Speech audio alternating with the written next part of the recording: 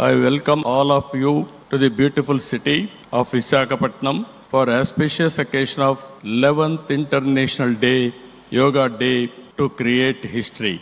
I am thanking our visionary Prime Minister Narendra Modi ji for making yoga popular not only in India, across the world. He started International Yoga Day through United Nations and made yoga a global wellness movement. Today, it is being celebrated in more than 175 countries across 12 lakh locations with the participation of over 10 crore people.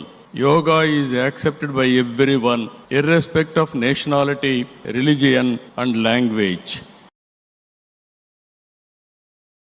ప్రపంచ యోగా దినోత్సవం యావత్ భారతవానికి భారతీయులకి దక్కిన గౌరవం.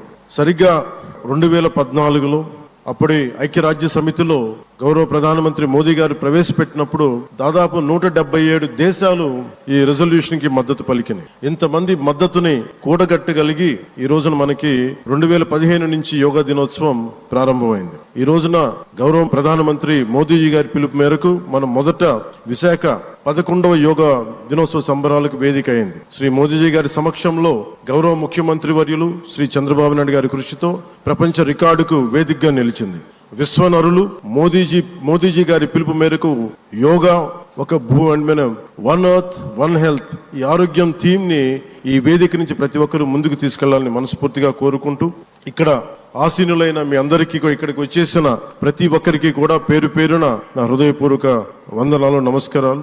मैं चंद्रबाबू नायडू गारू और पवन कल्याण गारू को बधाई देता हूं.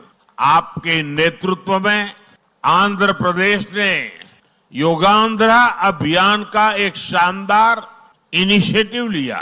मैं विशेष तौर पर नारा लोकेश गारू के प्रयासों की भी विशेष प्रशंसा करना चाहता हूं.